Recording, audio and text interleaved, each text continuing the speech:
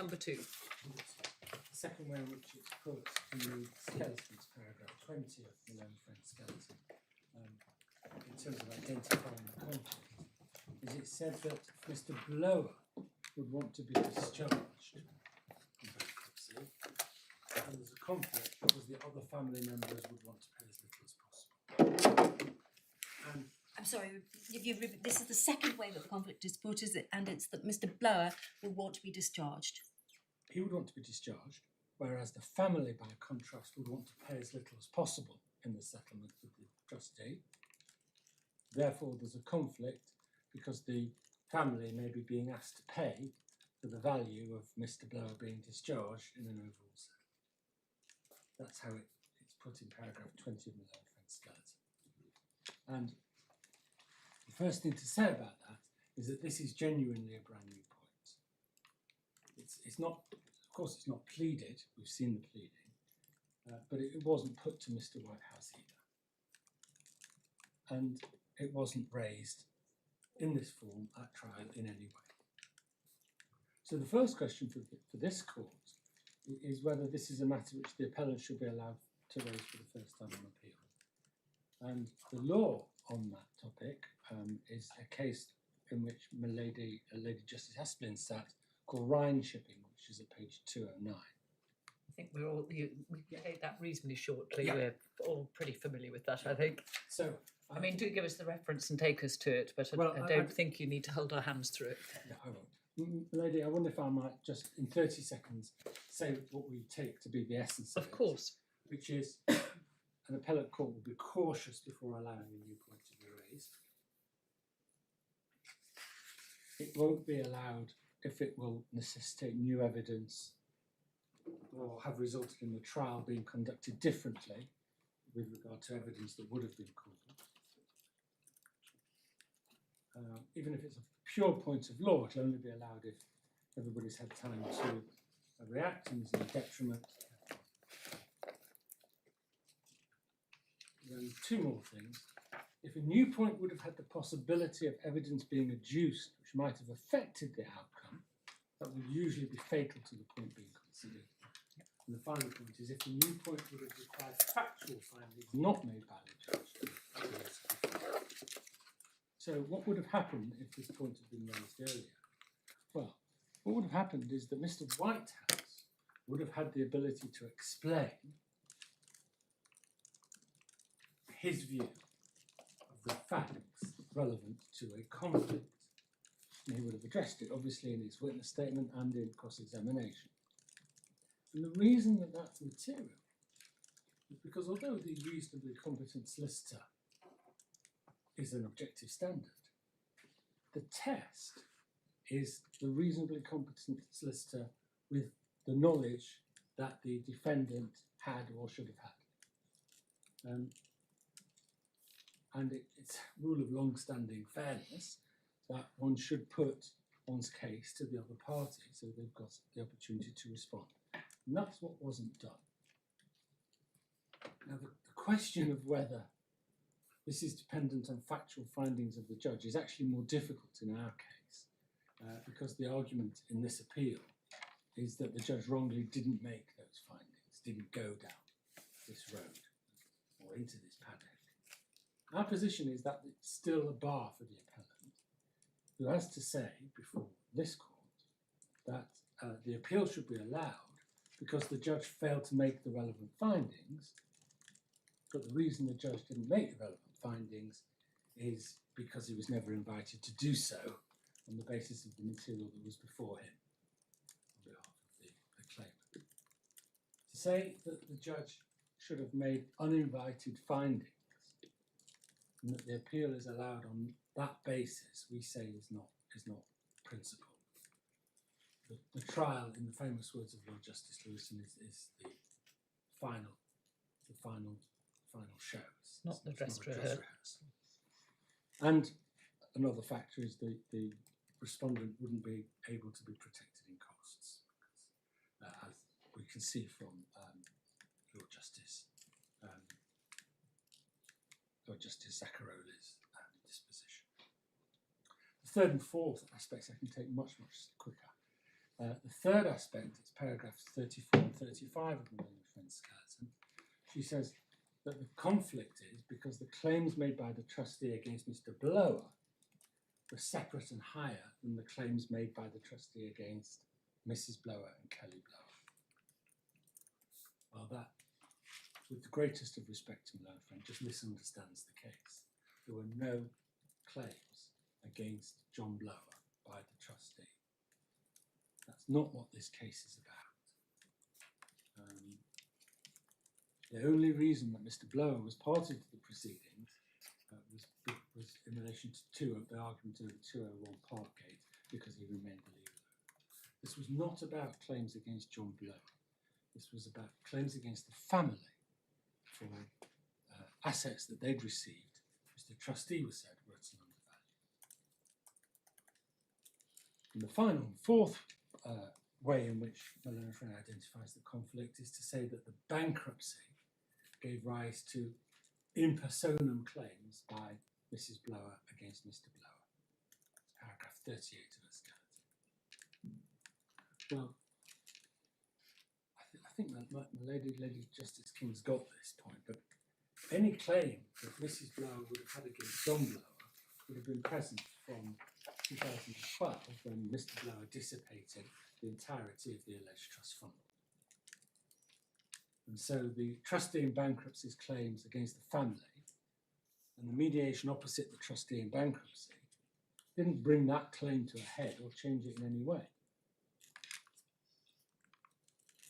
And the judge accepted the evidence of Mr. Whitehouse that Mrs. Blower was aware that her husband had dissipated the entirety of the trust fund. It's paragraph 58 of his judgment. The learned friend says this morning that Mrs. Blower holds fast to the fact that Mr. Blower should have protected her trust fund. But the judge below found that Mrs. Blower had been aware of the dissipation because he preferred the evidence of Mr. Whitehouse at paragraph 58. So any claim of breach of trust by Mrs. Blower against Mr. Blower would have faced enormous hurt as a result of the findings in this paragraph. It says that Mr. Blower dragged his family into litigation, that this created a conflict. Is this another point? No, Or a it's separate the same point? aspect. Okay. It's the same aspect of this, paragraphs 34 and 35 of my learned friend skeleton. But the language is that he dragged his family into the litigation, and that this itself created a conflict. But with respect to my learned friend, that formulation doesn't add anything. Mr. Blower's bankruptcy precipitated the claims. That doesn't mean that he had a contrary interest to his family members. Claims could never have been brought against him by the family, saying he'd committed some wrongdoing in becoming bankrupt. Becoming bankrupt does not expose one to a claim from one's family members in itself. So those are the four unpleaded ways in which it's now sought to identify the conflict. And there's a new one that was raised by my learned friend today. And that's based on the apparent admission in paragraph on page 329 of the supplementary bond. As a formal, yes, as a formal proposition. Cool, have in mind that bit, page 329. From the transcript. Yeah. Yeah. From the transcript. Yeah. Well, what we say about that is two things. First of all, actually, what that's about, the way we read it, is that Mr. Whitehouse is accepting that the regulations apply to him. It's a formal matter. But said that was a formal proposition because he wasn't accepting there was a need to take those steps of explaining conflict because he didn't see that there was a conflict. And the proof of that is also on page 329. The supposed admission is at the top of 167, internal numbering, but at line 14, he explains this. He says, I didn't miss it, no, because my understanding, the reality, the situation was there was no conflict amongst the family members. They acted together. They wish to have a global settlement to get rid of the litigation. So he's accepting the rules apply to him, of course. And he's accepting, I suppose, that he didn't explain about conflict. But he's not accepting that there was a conflict. But even if he was, that would be a new ground of appeal based on the learned judge not giving enough weight to that evidence. Well, that's not advanced as part of this appeal, and there's no permission for it. So on the concession point, yeah, you say effectively we have to read all of the passage from page 165 to 168, or the 4 mini pages of the transcript on page 329, the passage that Ms. Pope Williams took us to, starting halfway down page 165 and going most of the way down page 168. You say we have to read that as a whole. Yes. And that this half answer as a formal dash yes as a formal proposition, that is subject to the words given in answer on page 167, line 14 to 80.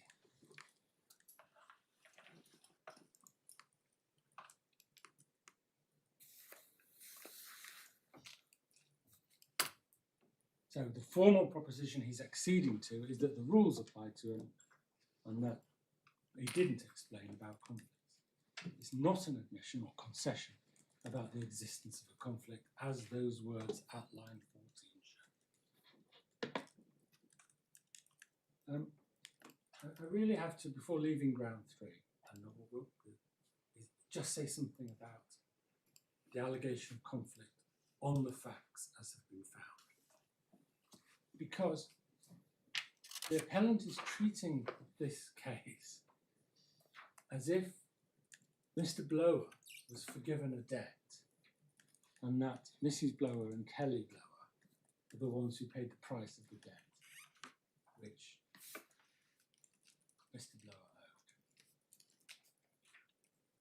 owed. But that's not what this case is about.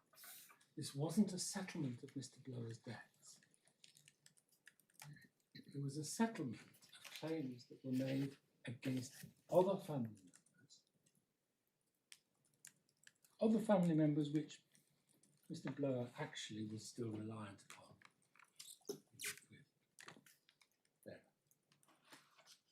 In such a case, there's no conflict. This is a claim against family members by a trustee. They're all on one side. Now,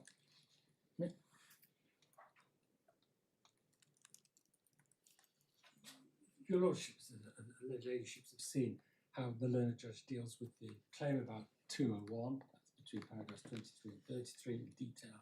His findings of fact are laced with observations about the merits of those claims. And then the trust fund is 35 to 62, he deals with in great detail. But there's 6 points which arise on the facts, which are very difficult, we say, for the learned friend to deal with, and which we say with the greatest of respect to her, she hasn't been able to deal with because they can't be. And the first one is paragraph 84.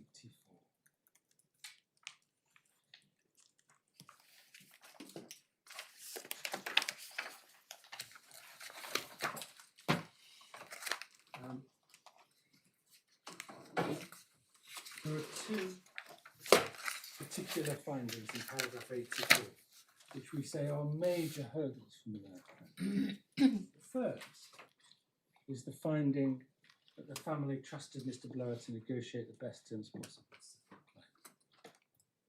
That's a finding of fact, for which there's no appeal against. And the second, which is in the final sentence of that paragraph, he finds as a fact that Mr. Whitehouse's clients impliedly authorised him, as their solicitor, to sign on their behalf any deal which Mr. Blower was satisfied was in their interests. So, on the basis of the judge's findings, there's no conflict between Mrs. Blower and Kelly Blower on the one hand and John Blower on the other hand. Because on the basis of his findings, they were all aligned behind Mr. Blower, as a matter of fact, and they authorised Mr. Whitehouse to sign anything which Mr. Blower said was fine. Against that, just to interpose so that you can deal with it, I assume that Ms. Pope Williams would say that's because they hadn't been properly advised. Well, I will come on to that in the context of causation, lady. There is an answer to that. The answer to that is that what the learned judge goes on to find in terms of causation is two things. First of all, that they would have always done what John Blower told them to do, and they may have had other solicitors. If he'd have properly advised there's a conflict, you need to get other solicitors, but John Blower would still have been there, and the finding of fact is that they would do what he told them to do. And as if that's not enough of a hurdle in itself, there's an even bigger one, which is, and I'll go to the references. Yes, when you come to it. I'm sorry to take you out. No, but I want to ask, he says, another solicitor would have advised the same as Mr. Whitehouse. So even if Mr. Whitehouse had said, well, you better go to another solicitor, and the other solicitor, and that was the right advice, the non-negligent advice. The other solicitor, on the basis of these findings of fact, would have said the same, do this deal. So whichever way my learned friend turns, is why, if I may say so, her submissions were so skillful, because the truth is, whichever way she turns, there's a finding of fact that gets in the way. So at the moment I'm in the era of the arena of conflicts, but there's a huge barrier to there being a conflict in that these findings that they would have done whatever. They trusted Mr. Blower to negotiate, and they authorised Mr. Whitehouse to sign whatever Mr. Blower said was okay. That's the first of your 6 points, and I'm sorry I took you off the road. The second thing is Mr. Blower no longer had any funds, and he was reliant on his family to support him, and therefore losses to them would affect him just as much. He was living in the villa, which was in Mrs. Blower's sole name, as were Natalie and Nathan with their children. That's Mr. Whitehouse's evidence, which the judge accepted. It's in the supplementary bundle at page 170, just from your lordship's notes. Do you want us to turn that up on? 170, it's paragraph, just for your lordship's notes, it's paragraph 170. Thank you. It's page 170 of the supplementary bundle, paragraph 84. Mr. Whitehouse accepts, the judge later goes on to Mr. Whitehouse explains, and the learned judge goes on to accept that Mr. Blower was dependent on them. And the only monetary claims, as I keep saying, which the trustee had, which the trustee was making, was against the family members themselves. So given that he was reliant on them, in reality, the need and desire for the whole family was in trying to mitigate what would be being paid to the trustee as much as possible and to keep as many assets as possible. There was no conflict on the facts because the whole family had the same objective, which is keep the payment to the trustee as low as possible and get him off our back. That's the second point. The third is the claims against the family are actually added up by the learned judge at paragraph 107 of his judgment. Sorry, I've got ahead of myself. They weren't added up, they were set out. I've added them up. So page 107, the learned judge, very helpfully, if I may say so, sets out the various aspects of the claim that the family were facing at the time of the mediation. And they add up to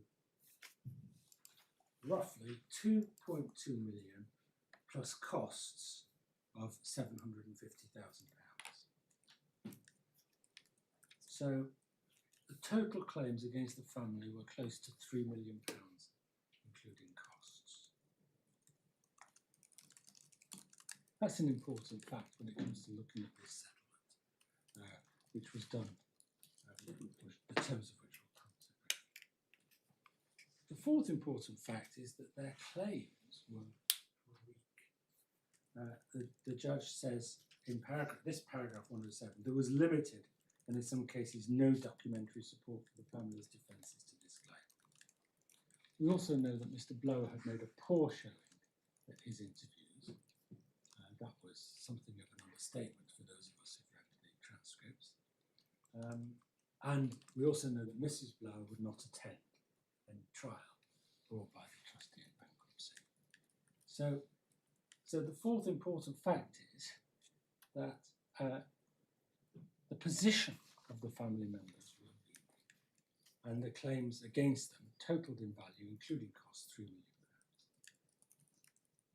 And the sixth and final point is that was 4. Yeah. that's 4. The fifth point is that under the settlement, Mrs. Blower was made jointly and severally liable for the sum of £1.5 million.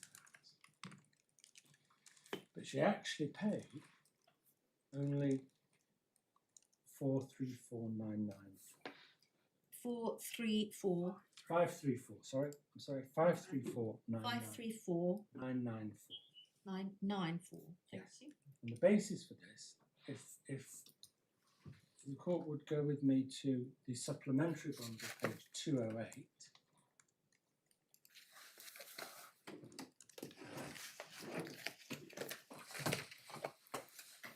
I've looked at this before, and we've looked at it in this context.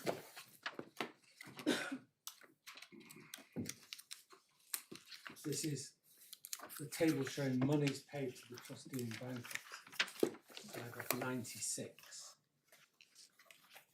And the sum I gave to the court a moment ago, 534,994, is made up of the loan obtained by Sandra Blower of 499,994, and then the costs incurred in enforcing the settlement agreement, 35. That's what she said she paid to the trustee. However, there's a twist, because she accepted at trial that she owed the trustee more than that. If we go to page 182 of the supplementary bond. Sorry, page 182.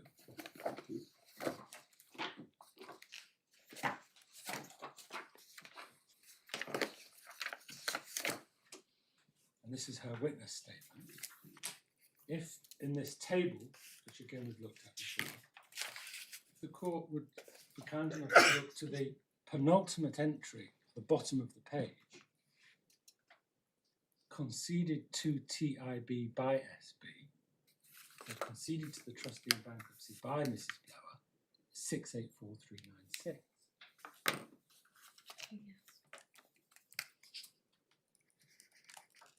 And the elements of that are set out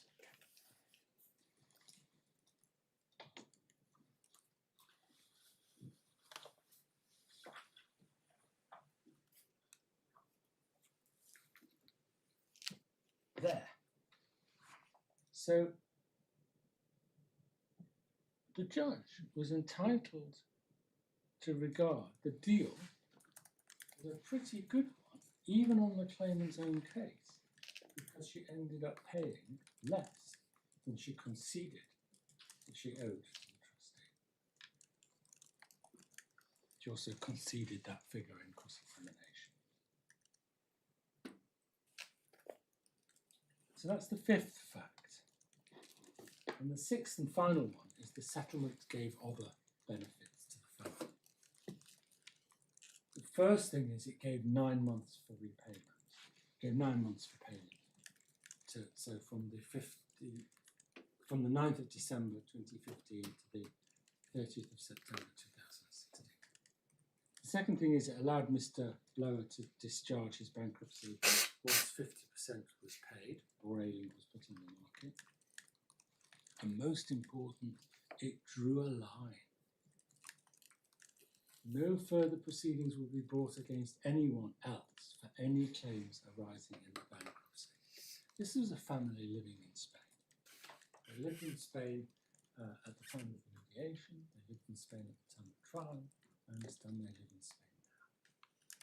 The main thing for them is not to have the trustee in bankruptcy come after them for assets in Spain. You got that? They drew a line. So there are various factual points that mean that there was no conflict, and they're largely based upon findings that are either incontrovertible or were made by the judge. Can I ask, Mr. Seidler, when you say the question of the conflict or the potential conflict ought to have been judged, the answer when I asked that question to Ms. Pope Williams was that it's an ongoing responsibility, but it will have arisen initially then? Well, we don't accept there to be any conflict until after the mediation, when part of the family challenged the settlement agreement and part didn't. And that's when Mr. Whitehouse said, I can't act for everyone here. But we say there was no conflict until after the mediation, when Nathan, Natalie and John challenged the settlement agreement. But for the professional looking at this, when do they judge it? I At the very agree beginning? it's to be judged on a continual basis, event by event. When's So- the starting blocks? Where are the starting blocks? At the beginning of the retainer. Yes. Or perhaps shortly before the retainer. Yes. Shortly before entering into the retainer. So should Mr. Whitehead have thought at that stage, when he was only just taken on, when he didn't know the family, wow, here's a bankruptcy, here's mother, father, children, I need to warn them about conflicts of interest. Well, he needed to, in order to see whether there was a conflict, he had to learn about the case. And once he would have learned about the case, he would have realised everybody's alive for this purpose. And so you would say it's not a high level conclusion.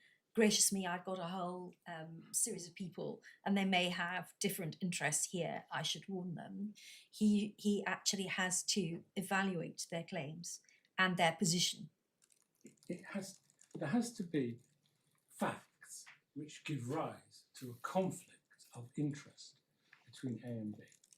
Namely, there has to be actual facts which mean that A and B's interests divert or potentially divert.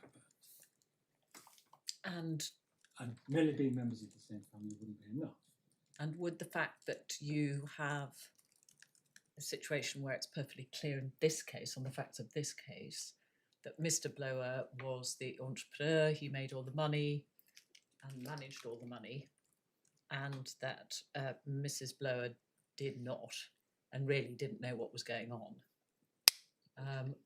that wouldn't in itself, in circumstances where the husband was going bankrupt and the wife, what assets the wife had available to her were under challenge, that wouldn't... We're saying not inherently. Really? It would depend on case by case on what claims were being made, and what the stakes were, and what the instructions were. He's found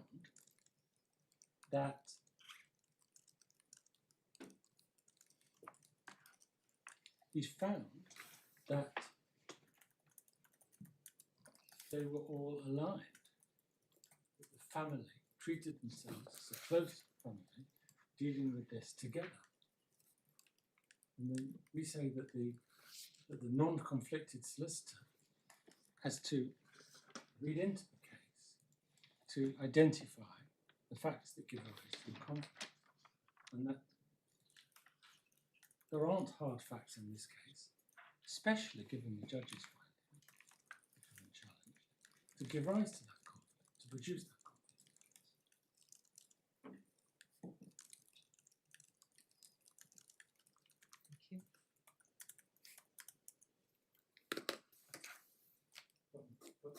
Lady, what I would say, of course, is that everything I'm about to say in the next few minutes is on the basis that there is a conflict.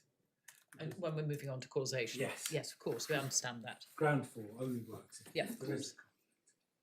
conflict. So the ground of appeal here is that the court erred in finding that the claimant hadn't pleaded a coherent case on causation, and the court should have considered the issue of causation in a wider way because it was just to do so. And the grant of permission is based on the proposition that had the judge concluded differently on the conflict of interest, that is, if he had concluded, yes, there's a conflict, it's arguable he could have come to a different conclusion on the extent to which a discernible case on causation was pleaded or in any event was made out. But neither this ground 4 nor the permission that's been granted challenged the judge's factual findings, nor do they challenge the legal rule that the claimant must prove its case on causation. And the authority for that is Perry and Rallis, which for your ladyship's note is page 139 of the authority. So the question is, did the claimant meet that burden in the trial below before the finder of fact, the burden of proving causation? In fact, it may just prove, seeing as it is the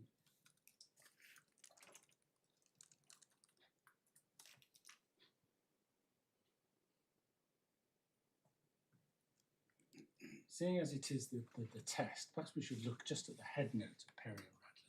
It's page 139 of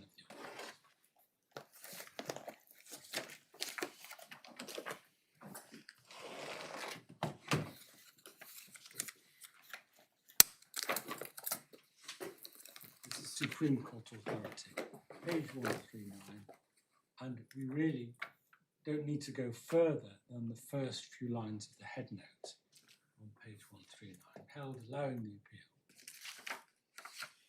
But to the extent that the question whether negligent advice had caused the claimant's loss depended on what the claimant would have done upon receipt of competent advice, this had to be proved by the claimant upon the balance of probabilities. That's the test. And the question is, did the claimant do that in this trial? We say no, on the facts, for two reasons. And the first reason is based on paragraphs 129 and 130 of the judgment.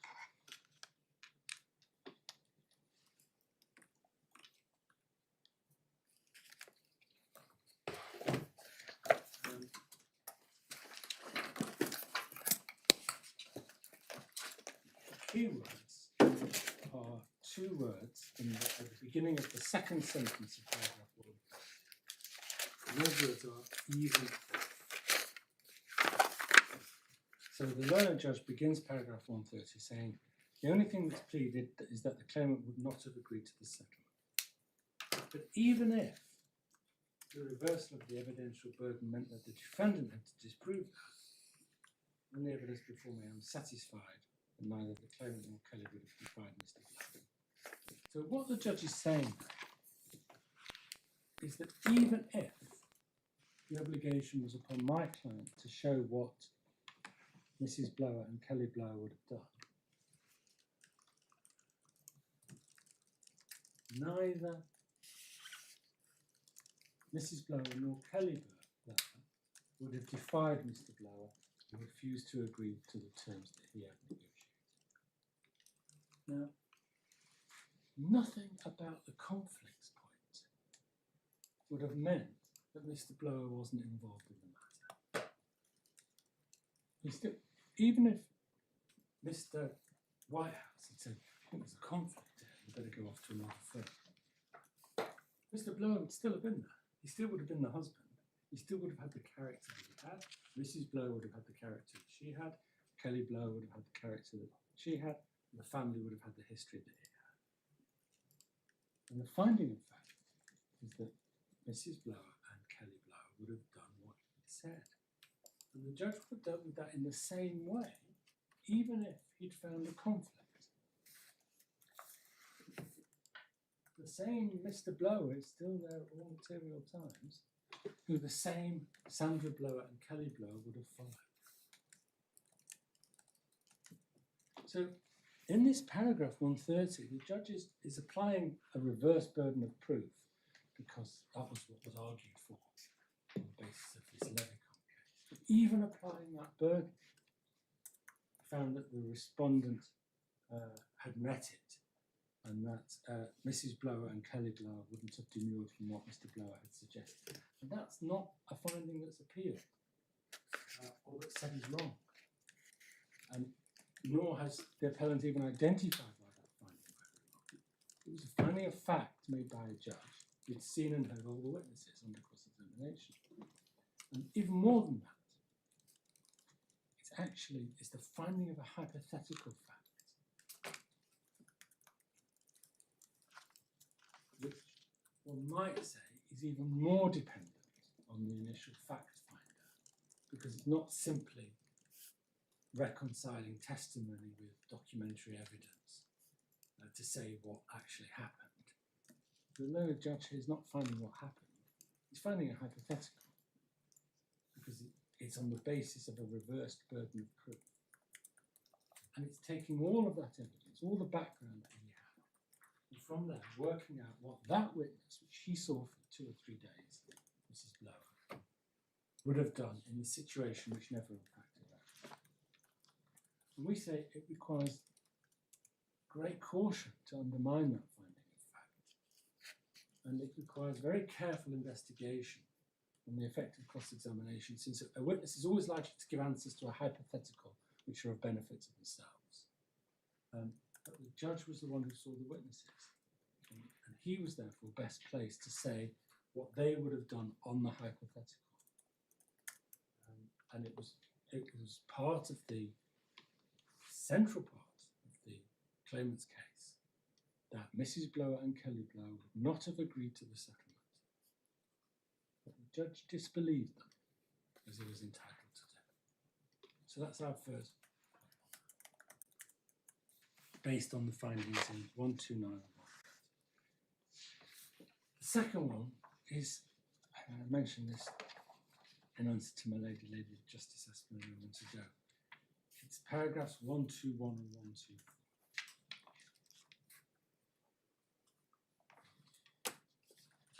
And it's in particular the last few words of 121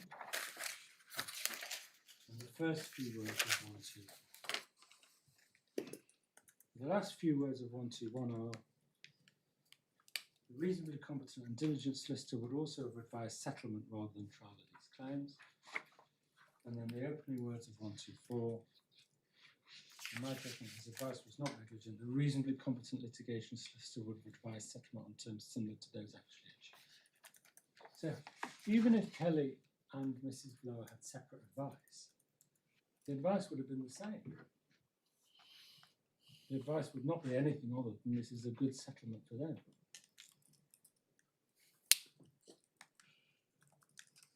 That's what they would have been told. So, the same factual causal chain is in place. Instead of Mr. Blower being advised that it was a good deal on behalf of the family, Mrs. Blower and Kelly Blower would have been advised by the independent solicitor that it was a good deal. Mr. Blower would have been in favour of it, he was, would have made his wishes known. The end result would have been exactly the same. Mrs. Blower and Kelly Blower would have signed up for the deal, following the advice of the other solicitors, who would have been advising them that we're going to do what John Blower said anyway. So the judge would have dealt with it in the same way, even if he found a conflict. In fact, these passages we've just looked at is predicated on there being a conflict, because there's not going to be another solicitor if there is no conflict. So to change all that, the appellant's got to challenge findings of fact, and that's not open to her on this appeal. Now, there's a I just want to end with this, if I may. There's a problem that my friend is very, very skillfully dealing with, but it's a problem that predates her. It's a problem today, and it was a problem at trial. And it's about causation. Mrs. Blower has to either say two things. She's got two routes that she can go. She can either say loss of a chance, or she can say, well, on the balance of probabilities, if she'd have received the right advice, she wouldn't have signed, and then she'd have to explain what would happen next. So she can either say loss of a chance, or she can say, well, I wouldn't have signed, and then this, on the balance of probabilities, would have happened next. And I don't know what she would have identified. Maybe a different settlement, more favourable settlement. Maybe a trustee would have pursued them to trial and they would have won. Or maybe the trustee would have discontinued because he was only bluffing. I don't know what would have been said. But the two options they've got is loss of a chance or identify what would have happened had they after they didn't sign. The positive part of the counterfactual. Yeah, what the judge sort of refers to as the next bit. Yes, you wouldn't have signed, but what would have happened? Now, I know that the court's got this point about the disavowed loss of a chance. It goes deeper than that. It's worse than that in a way. Because we pointed this out on the first day. Now, you haven't got a transcript of the first day. We found one, and there are copies, but I'm not sure whether the court needs it. Obviously, my learned friend's seen has been what I said was, I'm very keen on finishing on time, and it was 4:32. I had a huge rush. What I said was, this is opening. This is on day one, and my learned friend's predecessor had taken a long time, and I only had about half an hour to open the defendant's case.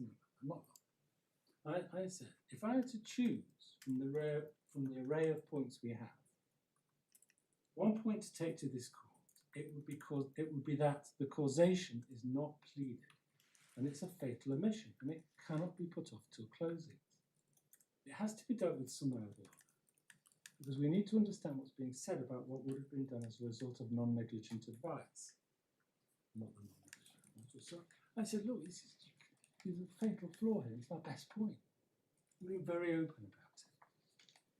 And a minute earlier, I had sort of said, well, loss of a chance is the way to go.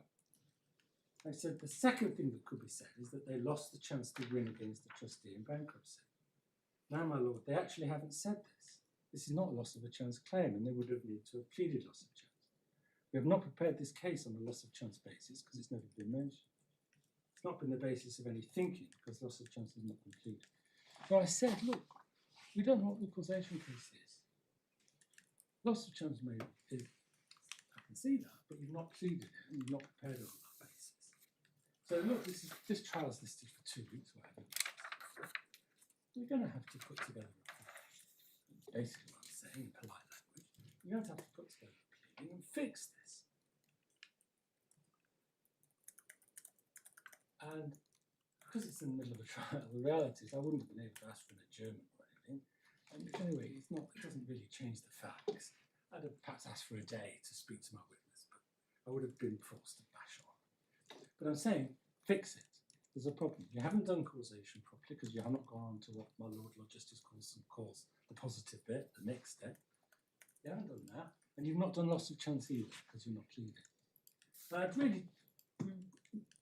not giving it. Now, what they did, as the court's seen, is they actually did nothing by way of amendment and then disavowed loss of a chance. And my lords have seen that already. It's on page 330 of the supplementary bundle.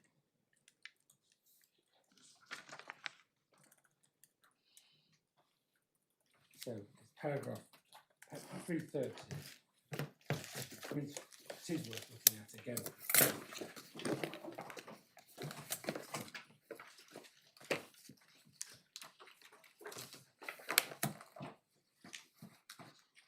So, paragraph 111 on page 313, this is the claimant's closing. They say, Diaz contended that the correct analysis of the claim is that this is a loss of a chance claim. That's a reference to what I had said in opening. I haven't said anything since opening because it was all cross-examination. So that cross-reference trans 45, that's to the opening.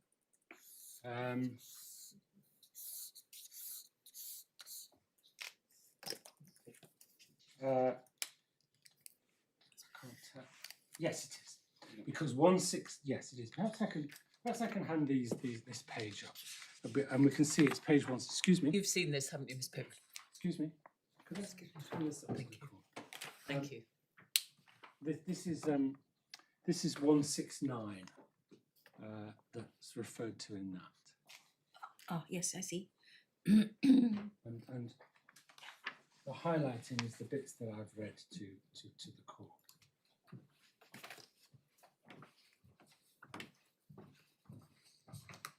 So where it says trans 45, I'm not sure, maybe tab 45. 169 is the page number we're looking at, and then 15 to 25 is the bit I've highlighted on the left side. So you obviously had running transcripts during the course of the trial. Yeah. And so the document that you've just taken us to, I haven't got the cover sheet, but you tell us this was the written closing submissions filed on behalf of the claimant, who had a copy of the transcripts, and so hence that is their reference, that's not been added by anyone else. No. Thank you. So that's their reference, and that's a reference to what I said at 15 to 25, which is what I've just read about loss of a chance. And then they say C submits this analysis is incorrect. Now, maybe my learned friend's predecessors taking it a bit far, saying that D contended it was loss of a chance, but we were close to it, I suppose. We're saying, look, it's one of the ways you can go here. And then if we go to we go to the next page, 331, in the second sentence of paragraph 113, it said again even starker. In C submission, this is not the loss of a chance. So, as my Lord Justice Coulson said before the short adjournment, this is not just a new point. This is a point that the claimant asked the judge not to consider this loss of a chance. And so, the judge did consider the counterfactuals, but not on a loss of chance basis. He didn't start speculating about percentages. He was trying to deal with the missing causation case that I've warned about in the highlighting on the right-hand side. And he was making a fist of dealing with the missing causation case. But he wasn't dealing with the loss of the chance case because he'd been told not to by the claimant. And we say it would be profoundly wrong in principle for a party to disavow a case at trial, even when they've been invited to make it, and then seek to run that case on appeal. And if we look at a case called Almadeni, which is the relevant page in the authorities bundle, it starts on page 57 of the authorities bundle.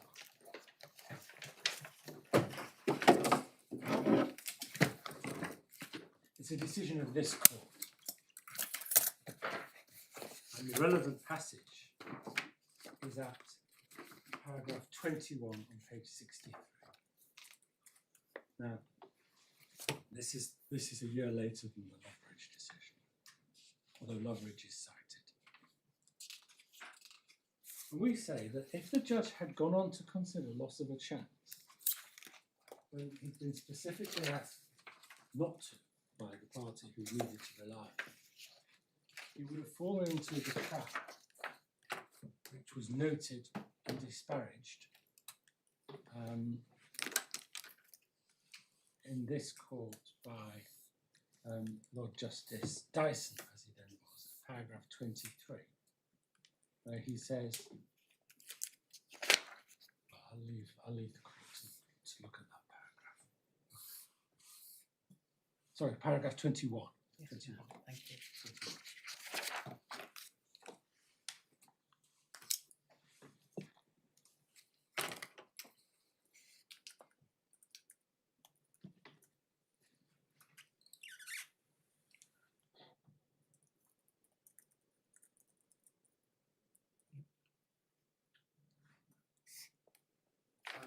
Says the judge can invite and even encourage the parties to recast their findings. Well, the only difference here is that it was me who did it this time.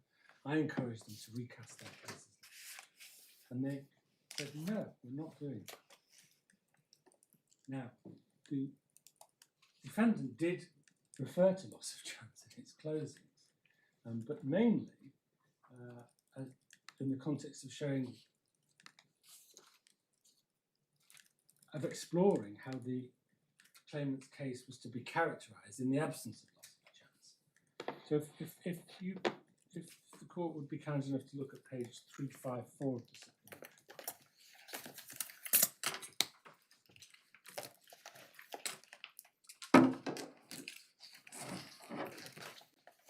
And it's the bottom of page 354.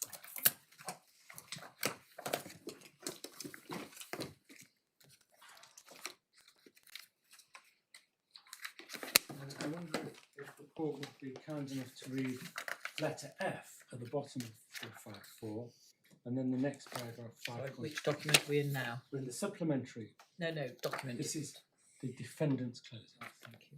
So this is your My closing, my document. So the bit I'm asking the court to read is the bottom of 354F, and then the next paragraph, 5.4.9.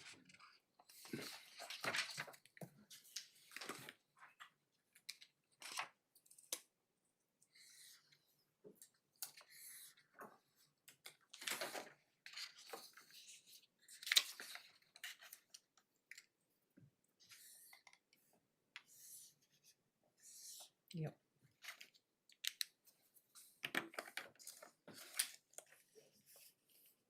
And then I wonder if I could ask the court to look at one more paragraph, a short paragraph at the bottom of 357. Paragraph 5.4.60.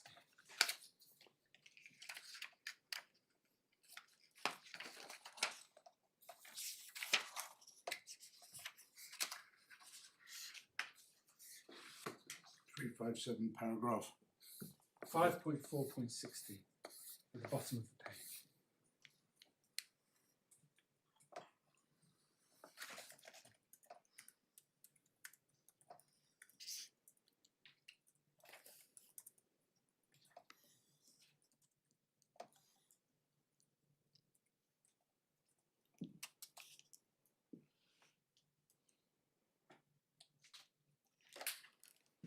So it was disavowed despite the invitation to consider loss of a chance, and that's why the defendant didn't call, for instance, any evidence from Mr. Allen in relation to, he was the trustee in bankruptcy, in relation to his approach to the claims continuing.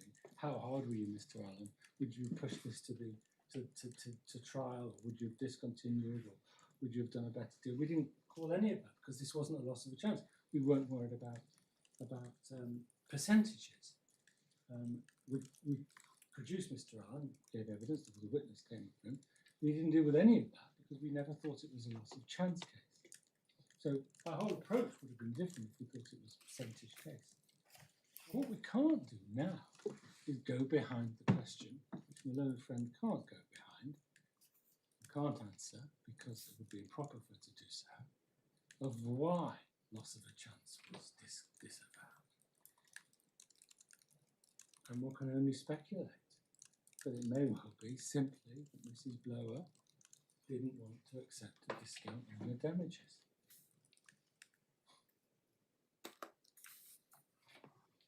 But if it's that reason, Well, I don't think we can speculate. we can't speculate. But it is very strange. It is very strange. Decisions get made in litigation, and Miss So- Pope Williams. All we know is Miss Pope Williams didn't make them.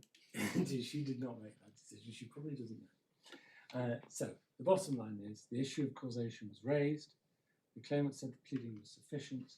They ran the risk that the judge would disagree about the adequacy of the pleading. Now, this is not something that can be remitted for another hearing for damages. The trial was for liability and quantum. And these were the kinds of issues on quantum, on causation. As my Lord Justice Coulson says, most professional negligence cases are about causation. These were the issues that all parties need to grapple with in a case which took the best part of 2 weeks in the Rolls buildings. That was what it was for, to deal with these. And this is not a second bite of the cherry situation. They had to put their case on standby. And that's all. The only other thing, one last tiny point, there's a suggestion that from a learned friend that the judge sort of considered the position outside of the pleaded case. He did. He did it 127, 128. There's no permission to appeal those findings. He did. And we say that the judgment is impeccable, and the learned judge bent over backwards to be fair. But his findings of fact do not allow this appeal to be run in this form. I hope that can help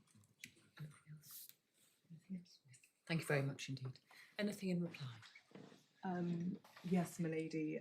There are a few points to make, and I'll try not to take up too much more of the court's time. Just in terms of structure, I plan to deal with the conflicts point in relation to Kelly Blower that my learned friend meant that there was no conflict of interest identified or pleaded, the £900,000 point, the route through trustee claims, the 6 points of fact causation, and then just wrap up. It sounds like a lot, but I promise that it wasn't. I promise it sounds like a whole long list, but Sounds like a re-argue. I don't plan to re-argue, just to pick up on a course. few points and to Certainly. give you an indication of where I'm going with everything. Thank you, that's most helpful. So just in relation to the conflict point in relation to Kelly Blower, my learned friend said that there was no conflict of interest identified or put to Mr. Whitehouse in cross-examination in my submission. That's not quite right. If you look at that page 329 that we returned to on quite a few occasions, and the little page number 165 on the left hand side, just sort of halfway down where the question starts. I'm And sorry, you- just if you give me a second, I've got Sorry. 329. Now we're up. Inner page. So in a page 165 that you've looked at a few Thank times, you. and you've got the question there about halfway through on the left hand side, and you knew or you know now, I suspect, that on reflection you have never acted for John Blower and his family because there was a plain conflict of interest arising from the fact that the trustee said that the properties, i.e. when we're thinking about flat 201 in that as well, were his and the family said unanimously the properties are ours, and that was an obvious conflict of interest. And his answer is, I've explained with respect to Mark Hubbard and Jonathan Crystal, they did not. I mean, Mark Hubbard did recognise that there was a conflict of interest, even though Jonathan Crystal then went on to represent everybody. So in my submission, there was a conflict of interest identified there in relation to Kelly Blower and flat 201. I appreciate that it isn't set out in terms precisely what that conflict of interest is, but it was there nonetheless, and that was well in advance of the mediation and a settlement agreement on the 9th of December 2015. And as part of that ongoing duty to consider conflicts, since Mr. Hubbard was alive to it, plainly in my submission, Mr. Whitehouse ought to have been alive to it and considered it, and that should have been a factor in his mind to follow through with those outcome 3.6 points in the SRI Code of Conduct. So that's number one. Number two, just in a quick point in relation to the £900,000 issue. In my submission, it's important not to conflate Mrs. Blower with separate legal people that are Nathan and Natalie Turnbull.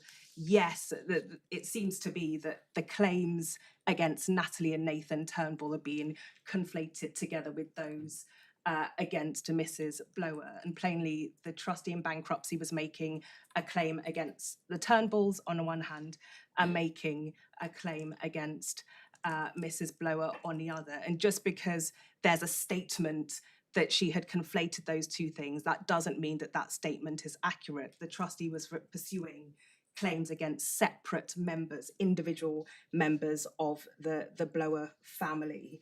And where my learned friend characterised claims of the family members against the trustee, in my submission, that isn't quite right. What was happening was that the trustee in bankruptcy was making a series of claims as set out in that Without Prejudice Save Us to Cost letter on the 4th of November from DWF, his solicitors, against individual members of the Blower family. And Mr. Whitehouse had to think about, okay, we've got these different claims going on.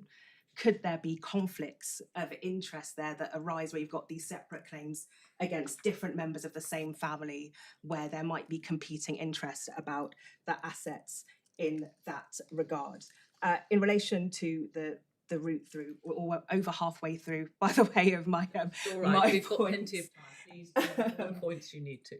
In relation to the route through and this piece about what Mr. Justice Matthews could and couldn't do, and to the point that my lord was making, I just reiterate that Mr. Justice Matthews was focusing on Mr. Whitehouse not having authority, and indeed that seemed to be the focus of the closing written submissions for and on behalf of the appellant. So if Mr. Whitehouse didn't have authority and he did get authority, what would happen then? And that's where we see these counterfactuals in 118 and 132 of the written submission.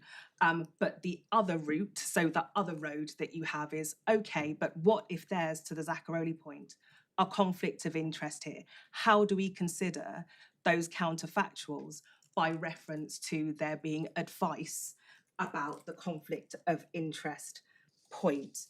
And building on that, and it's the same answer that I gave to my lady in relation to the paragraph 130 finding of fact challenge or challenges that were given.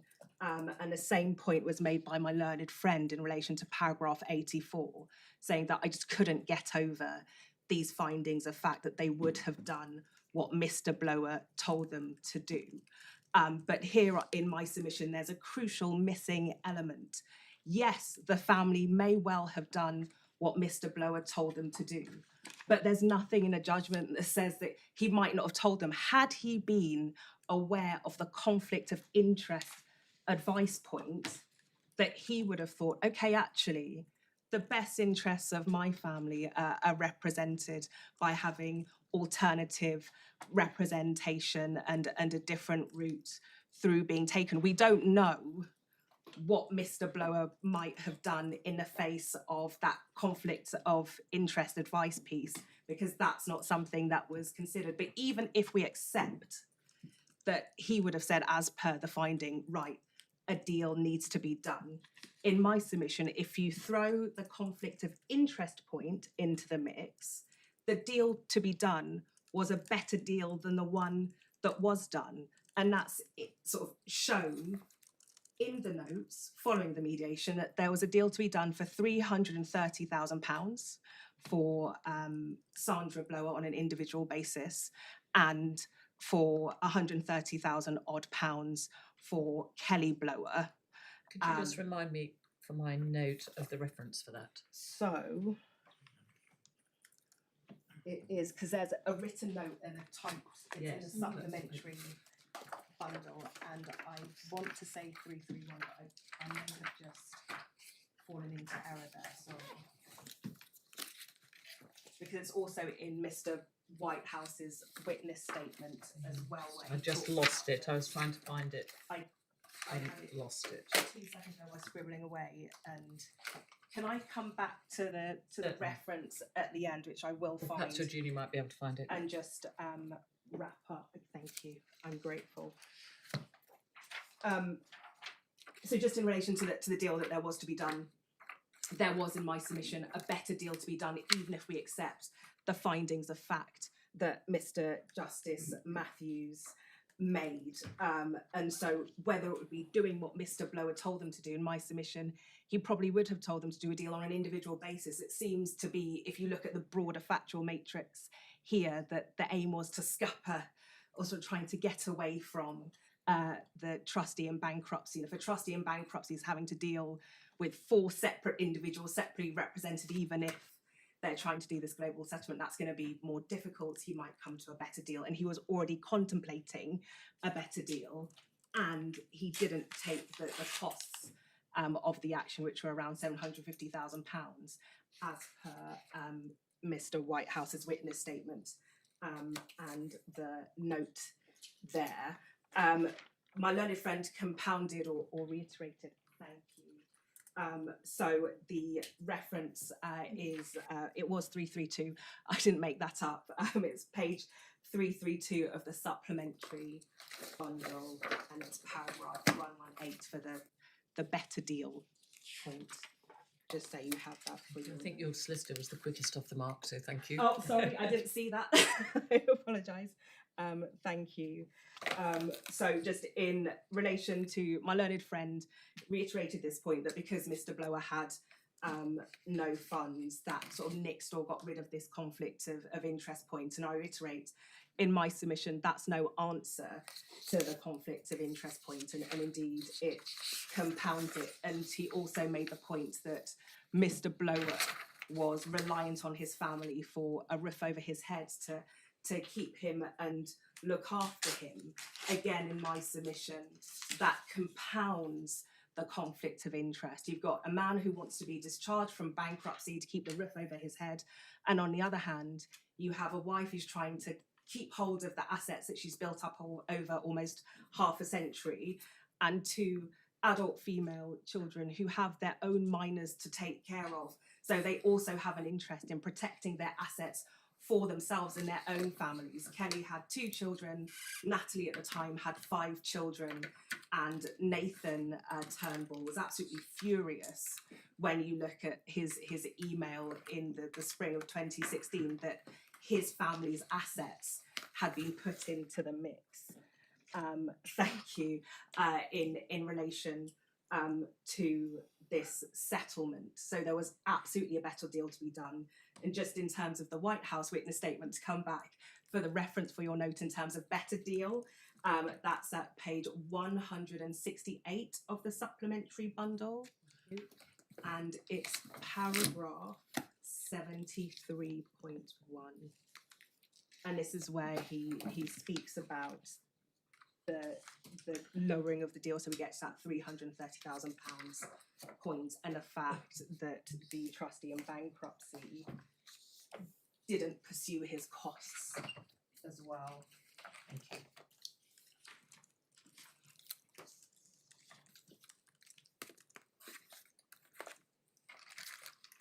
Just to pick up on a few other points before wrapping up here.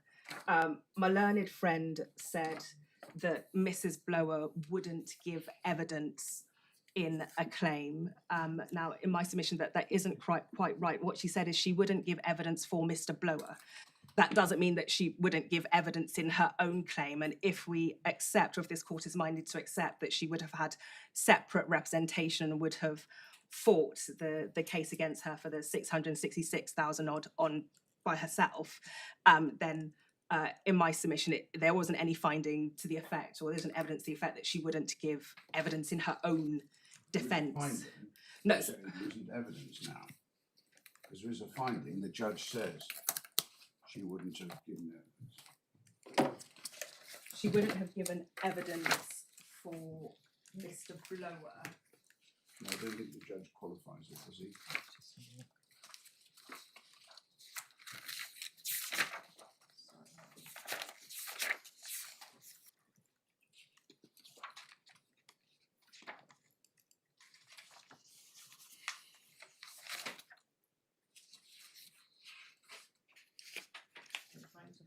reference, and I didn't mean to speak out of turn. I think it's because I've seen the entire trial bundle, so I know what she said in other circumstances throughout the. I understand that.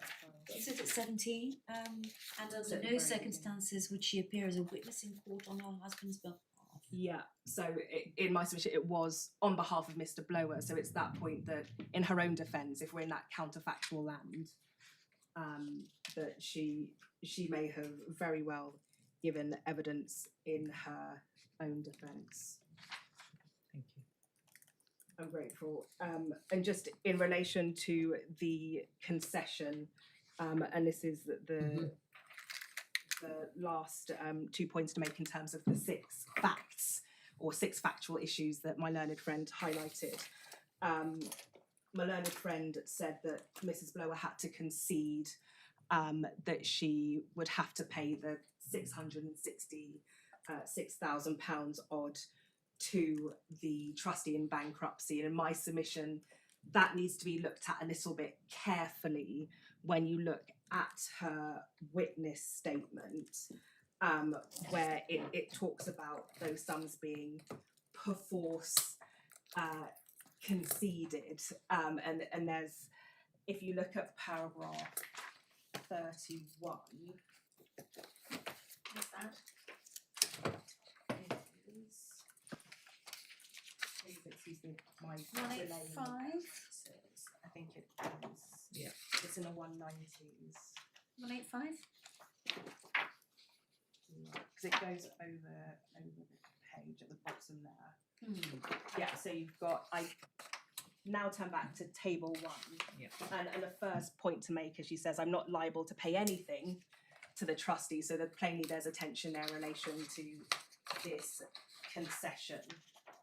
And if you go over the page to 186, it says it includes the sum of the 666,783 end of row 10 that I had to concede.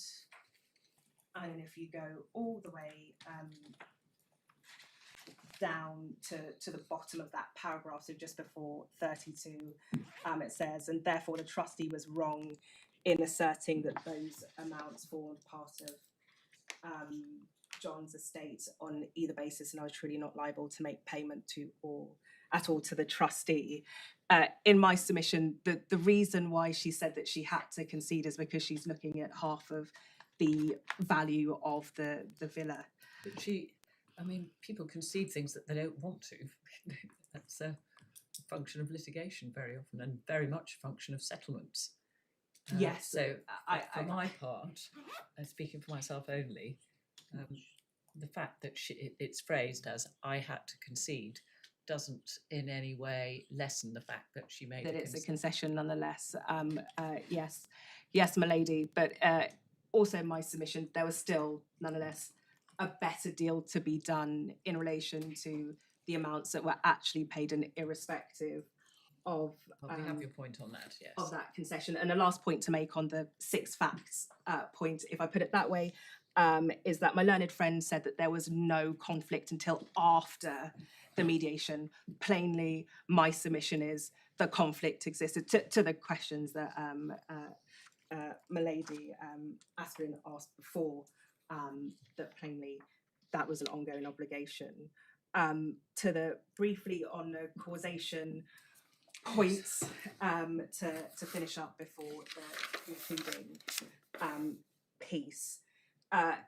In my submission, and just to build on this 130, sort of paragraph 130, 84 point in relation to the judgment, what the judge had to ask himself, as distinct from this defiance piece, that it wouldn't have necessarily engaged a defiance for Mrs. Blower and Kelly to have separate representation. It wouldn't have. You said that before, didn't you? Yeah, indeed. And on balance, we say on a balance of probabilities, in terms of the questions that need to be asked in relation to causation, the questions are twofold. First, would Mrs. Blower and Kelly have signed up to this settlement, or would they have sort of gone on to fight? That's a balance of probabilities question, and that's how it's put in a written closing.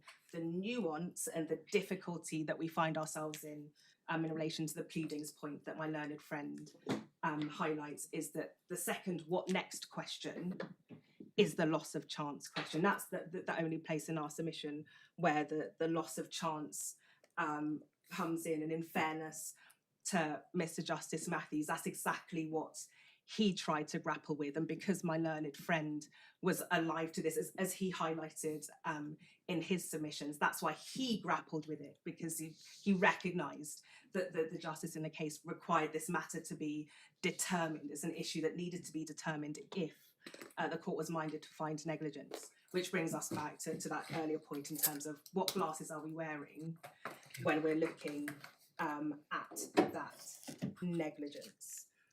So just by way of summing up and to round up, because at the end now, in terms of Comfortably in time, please. concluding remarks, so I don't mean to speed ahead, but I genuinely don't have much else to add.